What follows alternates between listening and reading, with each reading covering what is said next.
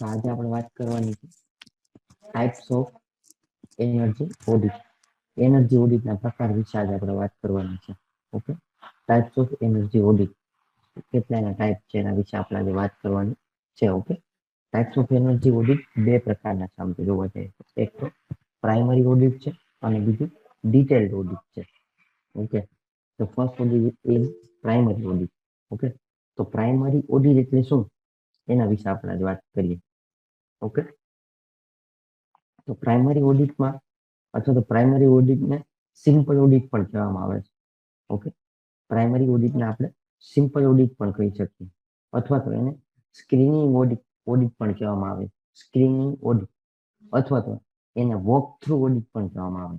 બરાબર, ચાલતા ચાલતા ઓડિટિંગ કરીએ અથવા તો સ્ક્રીનિંગ ઉપરથી આપણે ઓડિટિંગ કરીએ તો એને, અથવા તો સિમ્પલ ઓડિટ, સાદું ઓડિટ કરીએ. બરાબર, આ બધાના શબ્દોનો એક જ મિનિંગ થાય છે, that is primary audit. Okay, પ્રાથમિક ઓડિટ. હવે આ બહુ સિમ્પલ અને સરળ, બરાબર, ઝડપી અથવા તો ઝડપથી થઈ શકે એવું ઓડિટ છે. અંદર સાઇટ ઓપરેટિંગ જે સ્ટાફ હોય, બરાબર, એ સ્ટાફ સાથેના ઓછા ઇન્ટરવ્યુની જરૂર પડે. બરાબર, સ્ટાફ સાથે બહુ પૂછપરછ કરવાની કે જરૂર પડતી નથી. બરાબર, ઓછી જરૂર પડે છે સ્ટાફ સાથે ઇન્ટરેક્શન કરવાની. બરાબર, અને યુટિલિટી બિલ અને અન્ય કોઈ ઓપરેટિંગ ડેટા હોય, બરાબર, તો એની પણ ઓછી જરૂર પડે. ઓકે, કોઈ ઓપરેટિંગ તમારી પાસે યુટિલિટી ડેટા છે, તો ઓપરેટિંગ ડેટા છે, તો એની પણ એટલી બધી જરૂર પડતી નથી. બરાબર, આ પ્રકારના ઓડિટની અંદર. ઓકે, એના સિવાય જો વાત કરવામાં આવે તો આ પ્રકારના ઓડિટ જે છે, બરાબર, આ પ્રકારના ઓડિટમાં મુખ્ય પ્રોબ્લેમ એરિયા છે. બરાબર, પ્રોબ્લેમ એરિયાને ધ્યાનમાં લેવામાં આવે છે. ઓકે, સુધારાઓના જે પગલા છે, બરાબર, એનું ટૂંકમાં એનું વર્ણન કરવામાં આવે છે. પ્રાઇમરી ઓડિટની અંદર એનું ટૂંકમાં એનું વર્ણન કરવામાં આવે છે. ઓકે, પછી એમાં કઈ ઇમ્પ્રુવમેન્ટ લાવી હોય તો એના માટેનો ખર્ચો, બરાબર, એની કેટલી બચત થાય છે. બરાબર, ત્રીજા આપણે ચેપ્ટરમાં ભણેલા હતા પેબેક પીરિયડ, બરાબર, એનું એસ્ટિમેશન કરવામાં આવે છે. આ પ્રકારના ઓડિટ મેઇનલી જે ઓડિટ છે, બરાબર, એનાથી સૂચવેલા જે કાંઈ સુધારા છે તેને અંતિમ નિર્ણય સુધી એનાથી પહોંચી શકાય નહીં. બરાબર, એ ખાલી સુધારા છે, એક પ્રાઇમરી બેઝ ઉપર સુધારા છે, પણ એનાથી આપણે અંતિમ નિર્ણય ઉપર પહોંચતા નથી. બરાબર, એના માટે આપણે ડિટેલ ઓડિટની જરૂર પડે છે, જે બીજા પ્રકારનું આપણું ઓડિટ છે. ઓકે, ડિટેલ ઓડિટની જરૂર પડે છે. ઓકે, તો પ્રાઇમરી ઓડિટની અંદર ખાલી આપણે જેને આપણે સાદી ભાષામાં કહેવું હોય તો ઉપર છેલ્લું ઓડિટ કહીએ. બરાબર, અથવા તો ઉપર છેલ્લી રીતે આપણે માહિતી લીધેલી હોય. ઓકે, એની અંદર કોઈ બહુ સ્ટાફ સાથે ઇન્ટરવ્યુ ન કરેલા હોય, બરાબર, અથવા તો એને કઈ પૂછપરછ ન કરેલી હોય, કોઈ ઇન્વેસ્ટિગેશન ન કરેલું હોય. બરાબર, જેટલી જે એનર્જી ઓડિટના ઉપરથી ખબર પડે, બરાબર, બેઝિક જે કહી શકાય, બરાબર, એના ઉપરથી ઇમ્પ્રુવમેન્ટ આપી શકાય, પણ એ ફાઇનલ ઇમ્પ્રુવમેન્ટ ન કહી શકાય. હા, એ એરિયા પ્રમાણે એટલું કહી શકાય કે અહીંયા ઇમ્પ્રુવમેન્ટ કરવાની જરૂર છે. બરાબર, પણ શું ઇમ્પ્રુવ કરવું એના માટે આપણે ડિટેલ ઓડિટ કરવું જરૂરી છે. So what is detail audit? Detail ઓડિટને, બરાબર, બીજી રીતે આપણે કેવું હોય તો કમ્પ્રિહેન્શન ઓડિટ અથવા તો ઇન્વેસ્ટમેન્ટ ગ્રેડ ઓડિટ પણ કહેવામાં આવે છે. બરાબર, આ પ્રકારના ઓડિટમાં શું હોય તો કે જે ઓડિટને સાઇટ એનર્જી ઓડિટ અથવા તો બીજા શબ્દોમાં કહે તો સંપૂર્ણ સાઇટ એનર્જી ઓડિટ અથવા તો જનરલ ઓડિટ પણ કહેવામાં આવે છે. આની અંદર શું થાય તો કે આની અંદર એનર્જી કન્ઝર્વેશન જે છે, બરાબર, એ એનર્જી કન્ઝર્વેશન અંગેની માહિતી આપવામાં આવે છે. એનર્જી કન્ઝર્વેશન એને બચાવવા માટેની માહિતી આપવામાં આવે છે. બરાબર, 1 વર્ષથી વધારે, બરાબર, 1 વર્ષથી 3 વર્ષ સુધીના ગેસ, પાણી, ઇલેક્ટ્રિસિટી બિલ, બરાબર, વગેરેને એકત્ર કરવામાં આવે છે, એને એકઠા કરવામાં આવે છે. બરાબર, પાણીનું બિલ હોય, ગેસનું બિલ હોય, ઇલેક્ટ્રિસિટીનું બિલ હોય, અથવા તો બીજા કોઈ પણ પ્રકારના બિલ. આ પ્રકારના ઓડિટમાં શું થાય? આ પ્રકારના ઓડિટમાં આપણે જે ઓડિટ પરથી બધા જ એનર્જી કન્ઝર્વેશન જે છે, બરાબર, એનો ઉપયોગ અને એની સૂચના મેળવવામાં આવે. બરાબર, કોસ્ટમાં બચત કરવામાં આવે. બરાબર, કસ્ટમરનું રોકાણના આધારે એનું વિસ્તૃત જે ફાઇનાન્શિયલ એનાલિસિસ છે, બરાબર, એ કરવામાં આવે. ઓકે, પ્રોજેક્ટમાં જે એપ્લાય કરી શકાય બરાબર. એ માટેની પ્રોપર ડિટેલ લેવામાં આવે. જે એક્ઝિસ્ટિંગ છે, બરાબર, અત્યારે જે વર્તમાન આપણી પાસે જે ફેસિલિટીઝ છે, બરાબર, એમાં એનર્જી કન્ઝર્વેશનનો ઉપાય, બરાબર, એના મેઝરમેન્ટ લેવામાં આવે, બરાબર, એના માટે એનર્જીનો ઉપયોગ કરવા માટેની કેરેક્ટરિસ્ટિક માટેનું ડાયનેમિક મોડેલ એક તૈયાર કરવામાં આવે, બરાબર. આમાં બધી જ એનર્જી જે વપરાય છે, બરાબર, એ વપરાશની સિસ્ટમની ઓપરેટિંગ જે કાંઈ પદ્ધતિઓ છે, બરાબર, એના ઉપરાંત ટૂંકા ગાળા અને લાંબા ગાળા માટે ડેઇલી, વીકલી, મંથલી, યરલી, બરાબર, એ બધા લોડ જે છે એ લોડના ફેરફાર કાંઈ એમાં કાંઈ ચેન્જ આવતા હોય તો ફેરફાર કરે એવા સંજોગોમાં એનું શું કરવું, બરાબર, એના માટે કંઈક ધ્યાન આપવામાં આવે, બરાબર.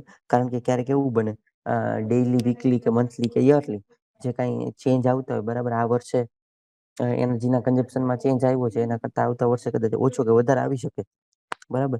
તો એના માટે ધ્યાન રાખવું જોઈએ. જે મેઇન એનર્જી જે સોર્સ છે, બરાબર, એની યુટિલિટી જે કાંઈ છે, એનો ઉપયોગ જે કાંઈ છે, એના ડેટામાં આપણે સબમીટરિંગની મદદથી ઉમેરો કરવામાં આવે છે, અથવા ઉમેરો કરી શકાય, બરાબર. આની અંદર જો વાત કરવામાં આવે તો ટોટલ એનર્જી બેલેન્સ શીટ જે છે અને એનર્જી ફ્લો ચાર્ટ એના માટે બનાવવામાં આવે છે, બરાબર. ટોટલ કેટલી એનર્જી ફ્લો થાય, જે આપણે લાસ્ટ ડાયાગ્રામ જોયેલો હતો, બરાબર, એ આખો એનર્જી ફ્લો ડાયાગ્રામ, આવો એનર્જી ફ્લો ડાયાગ્રામ આપણે આના માટે બનાવવો પડે ડિટેલ ઓડિટિંગ માટે. તો ડિટેલ ઓડિટિંગ અથવા તો પ્રાઇમરી ઓડિટ ને ડિટેલ ઓડિટની કઈ કમ્પેરિઝન છે. એ કમ્પેરિઝન શું છે એના વિશે આપણે થોડીક વાત કરીએ. ફર્સ્ટ વન છે ઓબ્જેક્ટિવ, એનું ધ્યેય જે કઈ છે, બરાબર. ઓબ્જેક્ટિવ શું છે એનું? તો કે જો પ્રાથમિક ઓડિટની વાત કરવામાં આવે તો પ્રાથમિક ઓડિટનો ધ્યેય શું છે? Set the opportunities for the optimisation or optimising the energy conservation, બરાબર. એનર્જી જે છે, બરાબર, એનું કન્ઝર્વેશન, એનો સંચય જે વધારવા, બરાબર, એની અગ્રતા નક્કી કરવી જોઈએ, અથવા એની અંદર એની અગ્રતા નક્કી કરવામાં આવે છે. જ્યારે ડિટેલ ઓડિટ છે એની અંદર એનર્જીનું ઓડિટ કરવું, અને બીજું જે ડિટેલ એન્જિનિયરિંગ જે છે, બરાબર, એનો અભ્યાસ કરવો જોઈએ. Involves detail auditing, okay, or detail energy study. Then scope, scope શું છે એની અંદર? કાર્યક્ષેત્ર જેને કહી શકાય, એ શું છે? તો કે highlight the energy cost and the wastage. મુખ્ય રીતે એમાં પ્રોસેસમાં એનર્જીની કિંમત શું છે અને એનો બગાડ ક્યાં થાય છે, બરાબર, એટલું જ પ્રાઇમરી ઓડિટમાં કહેવામાં આવે.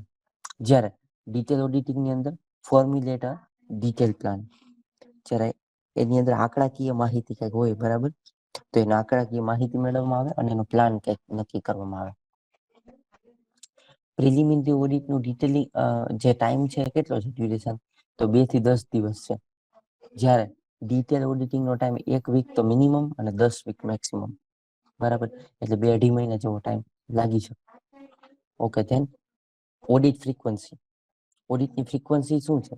કઈ રીતે ફ્રીક્વન્સી નક્કી કરવામાં આવે, અથવા તો કઈ રીતે ઓડિટ કરવામાં આવે છે, બરાબર, તો એ નક્કી કરવું મુશ્કેલ છે, ડિફિકલ્ટ ટુ ડિસાઇડ, બરાબર. અને અહીંયા મે બી 2 to 3 યર, બરાબર, 2 વર્ષથી 3 વર્ષ દરમિયાન, અથવા તો 2 થી 3 વર્ષ પછી તમારે એનું કોઈ ઇન્ડસ્ટ્રી હોય તો એનું રેગ્યુલરલી ઓડિટિંગ કરાવતું રહેવું જોઈએ, બરાબર. તેની પ્રિપેરેશન, એના માટે પ્રિપેરેશન શું કરવાની? ફોર એક્ઝામ્પલ, મારે પ્રિલિમિનરી ઓડિટ કરવું છે, બરાબર, તો એના માટે મારે તૈયારી શું કરવાની, પ્રિપેરેશન શું કરવાની? સો નો પ્રી ઓડિટ રિક્વાયર્ડ, કોઈ એના માટે પ્રી ઓડિટ રિક્વાયર્ડ નથી. ઓકે, ડિટેલ ક્વેશ્ચનરીઝ ટુ બી કમ્પ્લેન, બરાબર, કોઈ હિસાબ કરતા કોઈ વિસ્તૃત પ્રશ્નોત્તરી બનાવવી પડે, બરાબર, એવું કઈ નોટ સો મચ, બહુ વધારે જરૂર નથી. ઓકે, ઇટ્સ ઓકે, તમે કરી શકો તમારી રીતે. જ્યારે ડિટેલ ઓડિટિંગમાં 1 અથવા તો 2 પ્રી ઓડિટ રિક્વાયર્ડ, 1 થી 2 પહેલા તો પ્રી ઓડિટ કરવા પડે ડિટેલ ઓડિટ કરવું હોય ને તો, બરાબર. પછી એડવાન્સ કંઈક નોટિસ આપવી પડે, ખાતાકીય જે વડા હોય, બરાબર, એને એડવાન્સ નોટિસ આપવી પડે. ઓફિસ અને સેક્રેટરીની મદદની તૈયારી કરવી પડે, બરાબર, એનો સપોર્ટ જોઈએ. ઓકે, ધેન એડવાન્સ શેડ્યુલિંગ બનાવવું પડે, બરાબર, ઓડિટ માટેના સાધનોની તૈયારી કરવી પડે. આવી બધી વ્યવસ્થા ડિટેલ ઓડિટિંગમાં કરવી પડે, ઓકે, then પ્રિલિમિનરી ઓડિટમાં ડ્યુ ડેટ વિધિન 2 વીક, 2 વીકમાં તમારે ડ્યુ ડેટ મળી. ફિલ્ડનું જે કામ છે પૂરું થાય અને 2 અઠવાડિયામાં તમે કરી શકો. જ્યારે આમાં એડવાન્સ ટેન્ટેટિવ શેડ્યુલ બનાવવું પડે. બરાબર, ફિલ્ડનું કામ પૂરું થયાના 3 મહિનામાં પછી આ તો તૈયાર થયા, 2 વીકમાં તૈયાર થઈ જાય, જ્યારે 3 મહિના લાગે તૈયાર થવા માટે. બરાબર, એના માટે ટેન્ટેટિવ શેડ્યુલ બનાવવું પડે. ઓડિટ કીટ કેરફુલી અરેન્જ, બરાબર, ઓડિટની કીટ છે કેરફુલી અરેન્જ કરવી પડે. બરાબર, સાધનોની તૈયારી જે કાંઈ છે તે કરવી પડે. વાત કરીએ, ઓકે, તો આ પૂરેપૂરું કમ્પેરિઝન ઓફ પ્રિલિમિનરી ઓડિટ અને ડિટેલ ઓડિટનું હતું. એટલે આપણે આજે પ્રિલિમિનરી ઓડિટ, બરાબર, ડિટેલ ઓડિટ શું છે એના વિશે માહિતી મેળવી આ વિડીયોમાં, અને કમ્પેરિઝન આપણે પ્રિલિમિનરી ઓડિટ અને ડિટેલ ઓડિટ બંનેની કરી. બરાબર, આ પૂરેપૂરી કમ્પેરિઝન હતી. જે પ્રિલિમિનરી ઓડિટ છે અને ડિટેલ ઓડિટ. એટલે પ્રિલિમિનરી ઓડિટ એટલે મેં વાત કરી એમ કે ઉપર છેલ્લું ઓડિટ, આપણે ઉપરથી જે નજર આવે છે ને ક્યાં વેસ્ટેજ જાય છે, ક્યાં કોસ્ટ કેટલી છે એ જોઈએ. જ્યારે ડિટેલ ઓડિટમાં 2 થી 3 મહિના જેટલું એનું ઓડિટિંગમાં વાર લાગે છે. બરાબર, અને દર 3 વર્ષે એનું ઓડિટિંગ કરાવતું રહેવું જોઈએ. બરાબર, 2 થી 2.5 મહિના જેવો સમય ડિટેલ ઓડિટિંગ લે છે, કારણ કે એમાં કેલ્ક્યુલેશન, બરાબર, અને પછી એનું આઉટપુટ મળે છે એટલા માટે. So this is preliminary and detail audit.